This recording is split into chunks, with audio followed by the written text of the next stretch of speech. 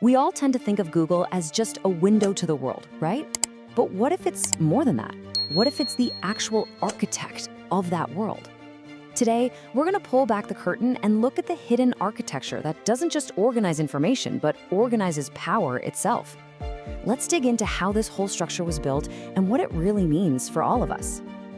And this, right here, this is the heart of what we're talking about today. The idea that a simple search engine could become one of the most powerful forces on the planet. So this isn't going to be some big success story. Think of it more like a cautionary lecture. We're going to explore how a student project evolved into a system that governs almost every single piece of information you see. Okay, to really get a grip on Google's power, we have to rewind the clock. You have to picture the internet back in the mid-90s.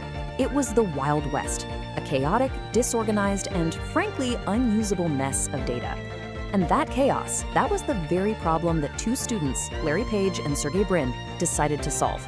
Now here's where things get really, really interesting. The search engines at the time were, well, they were pretty basic. They just counted how many times a word appeared on a page. But Page and Brin had this brilliant, almost beautiful idea. What if you analyzed the relationships between pages? What if you could make the web itself tell you what was actually important? And that idea became PageRank. Here's how it works. It basically treats a link from one page to another as a vote. And this is the key. A vote from an important page is worth way more than a vote from some random one. All of a sudden, you're not just finding keywords, you're creating a global hierarchy of knowledge. And in doing that, Google became the ultimate judge of relevance and, in a lot of ways, of truth itself. And this all happened ridiculously fast. I mean, look at this timeline. It starts in 1996 as a research project at Stanford called BackRub. By August of '98, they get their first big check, $100 grand. And then, just 1 month later, they're officially Google Inc., operating out of a garage. It went from an academic idea to the blueprint for global power in the blink of an eye. So you've got this incredible algorithm, but how do you turn that into a global empire? Because an idea is one thing, but total dominance, that's a whole other ballgame. Let's break down the strategy that powered that incredible leap. And the strategy was so simple, but so brutally effective. Step 1, just be the best at search. Own it completely. Step 2, build a machine that prints money from it. That was AdWords. And then step 3, use all that cash to buy or build out anything and everything that could expand the empire. The first truly massive power move was buying YouTube back in 2006. For $1.65 billion, Google wasn't just buying a video site. No, they were buying the future of online culture. They were claiming a whole new continent for their advertising engine to colonize. And then came the purchase of Motorola Mobility for $12.5 billion. Now, this wasn't really about making phones. This was a strategic chess move. By buying Motorola, they got a huge arsenal of patents that protected their real prize, the Android operating system. This was all about ensuring they would rule the mobile world. In this chart, well, this chart tells you where all the fuel for that empire came from. Just look at it.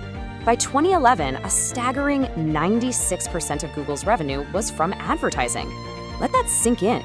Every acquisition, every crazy moonshot project, all of it was funded by this one single, incredibly powerful engine.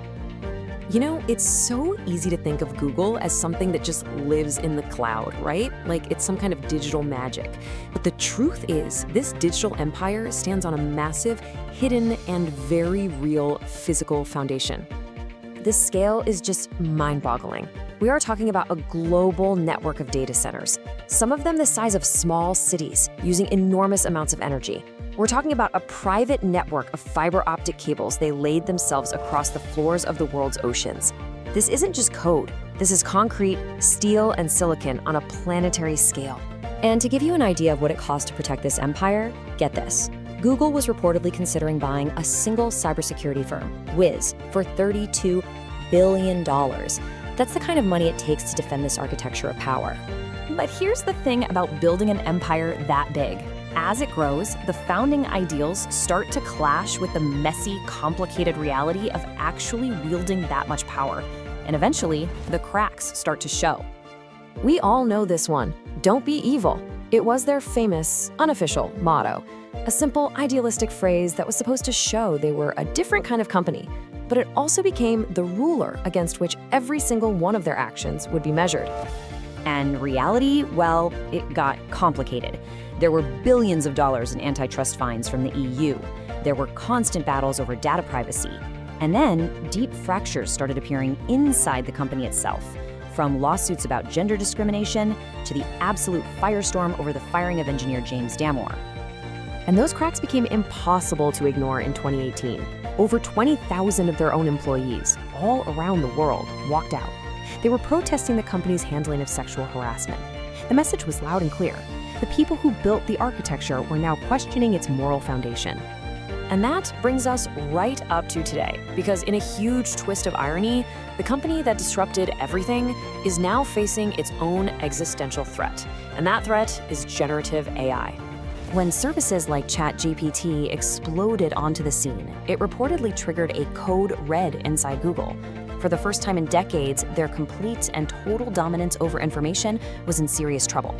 The response was basically a panic button, an urgent all-hands-on-deck order to weave AI into every single major product they had, and to do it fast. And so this leaves us with one final critical question. Google built its empire by organizing the web. But as artificial intelligence starts to not just organize our reality, but to actually generate it, the whole battle for control is starting over. The question is no longer who can build the best search engine. The question is who is going to own the blueprints of our future.